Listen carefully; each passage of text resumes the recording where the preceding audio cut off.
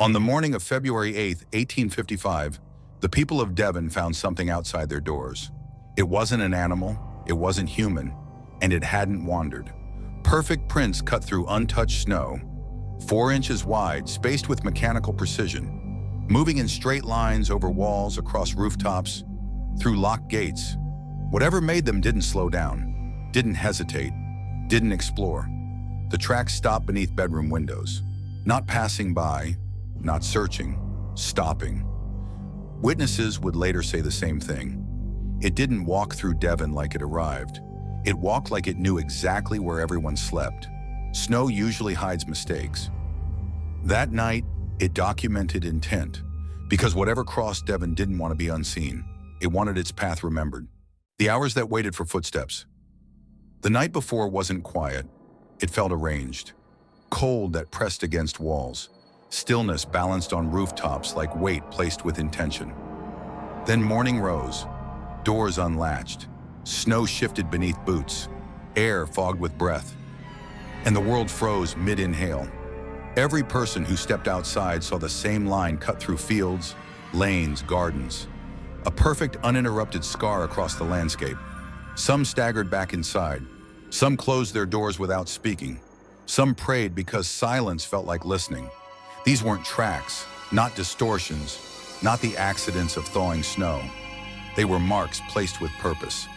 A message carved into the ground for anyone who stepped close enough to mistake curiosity for safety. The path that ignored reality. Fear didn't spread, it ruptured.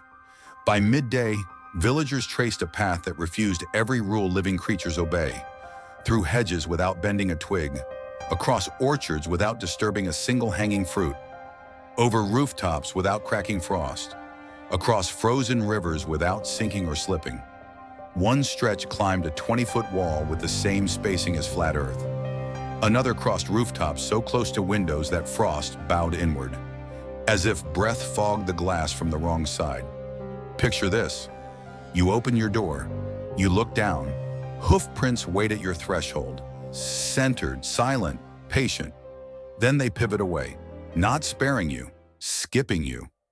Some prints pass through gaps narrower than a rib cage. No smear, no drag, no deformation, not squeezing between obstacles, refusing to acknowledge them. This wasn't travel, it was assessment. Movement without a body to make it. Living things reveal themselves when they move. Weight shifts, hesitations, breath-breaking rhythm, strange showing up in the ground beneath them. This trail revealed none of it. No pressure variance, no depth changes, no missteps, no sign of muscle or bone carrying anything forward. Every print pressed down with identical force, as if gravity behaved only when the intruder allowed it to. A farmer said, it didn't go over anything. It didn't go around anything. It just kept moving. Not fear, not awe, just a man describing something he couldn't lie to himself about. The snow didn't show a creature passing through this world. It showed the outline of something that wasn't entirely in it. Something whose body, if it had one, was mostly elsewhere, but left just enough behind for the snow to betray. The night Devon felt watched from outside its own walls. The farther villagers followed the trail, the wronger their homes felt. Not haunted, occupied. Animals refused to cross thresholds. Dogs froze toward corners they refused to approach. Horses trembled so violently their stalls shook. Children said footsteps circled houses all night. A slow, patient loop that never hurried, never paused, never retreated. The prince circled a church but did not cross inside. They halted at a grave, resting long enough for the snow to hollow beneath them, then resumed their path with the same merciless precision. By dusk, streets emptied. By full dark, homes barricaded, weapons readied, candles narrowed to trembling points. And every gust of wind pressed against the door with the weight of breath that didn't belong. Then the murmurs spread. Something walked through Devon. It counted the living. It marked the doors. It remembers who looked outside first, not terror, recognition. Explanations collapsed before they finished speaking. Authorities tried to offer answers. None survived the sentence they arrived in. A donkey? Donkeys do not ascend roofs. A badger? Badgers do not draw straight lines across villages. Birds? Birds do not land at perfect intervals for 60 uninterrupted miles. Kangaroos? There were none within continents. Balloon tethers? A drifting object doesn't pause at graves or lean frost inward on windows as if exhaling from the cold.